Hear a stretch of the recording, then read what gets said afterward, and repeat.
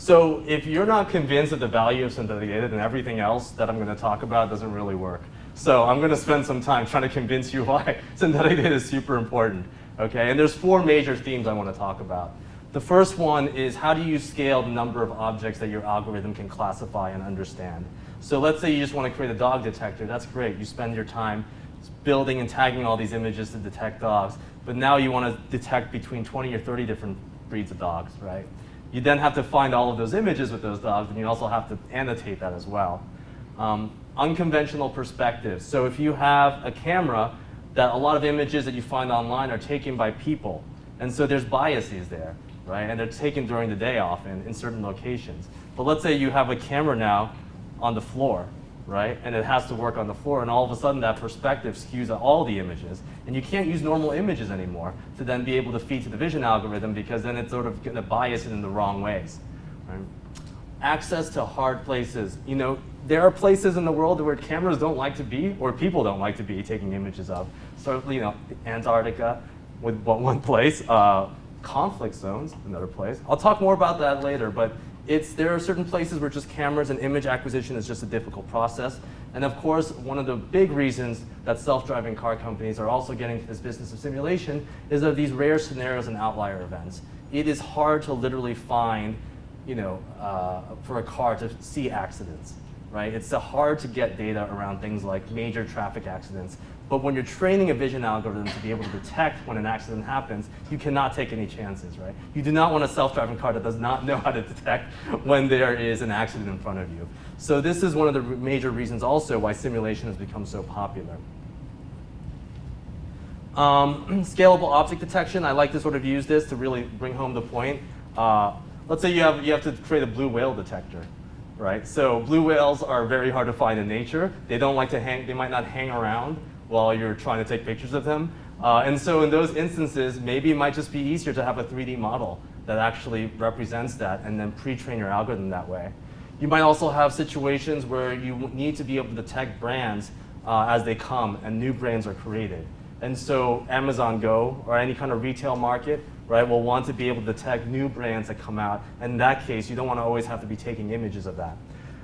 There's also things with missing people. So let's say you lost your child, and you are really have no idea where your child is. And one thing you can do is you can actually maybe render your child's face, teach a vision algorithm what that child looks like, and then be able to then train it to then detect it you know, from a surveillance camera in the mall somewhere. So being able to do that with synthetic data is a lot easier than just trying to collect real images and being able to then train it that way. Again, these are just examples of some unconventional perspectives. You have this sort of household robot. This is a perspective from, let's say, a vacuum, robot vacuum. Of course, you also have different perspectives from surveillance and traffic cameras at traffic intersections, or even from a drone when you're flying all the way up from there. And so we've done our own sort of tests and found that some of the most popular data sets that you would train a vision algorithm, state-of-the-art, best, you know, segmentation object detection algorithm in the latest paper that came out. And it works great when you sort of are like on the ground looking at images of cars and things like that moving. But the moment you try to take a drone perspective, it starts thinking it's a cell phone or a suitcase. So it's literally that, because it's been fed so many images of cars on the ground, and these data sets only contain those images, that it's really hard to have it generalized. And we also, when we talk to clients, we found so many cases where they just can't collect images easily in certain places. So like I said before, like the Arctic, you know, it's not easy to travel there. It's not easy to collect images. If you have to detect things or you have to use vision there, that's a problem. Underwater as well, certain types of, you know, underwater environments are really crucial to model. So being able to do that is a lot easier in simulation. And of course, personal homes. So in the future of a smart home is going to require data around interiors. But most people, this is a data privacy issue.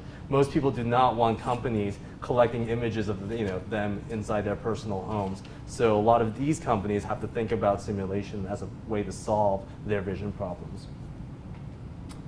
And of course, these rare scenarios. So if you have humanitarian disasters like floods, that doesn't happen very often, and you might need to have a vision algorithm work in a situation to rescue people who are drowning from a flood. Or there might be very sort of rare moments where you have damage to like a wind turbine, and then you have to be able to sort of capture that as soon as possible, because we all know from like a little crack on your window glass and your car glass, that thing spreads. And that can be real damage there if you can't detect it. And of course, traffic accidents, huge problem there. Being able to detect that is, you don't want a self-driving car working 96% of the time. You kind of want it working 99.9% of the time. And the big problem has always been getting to that last 2-3%. You know?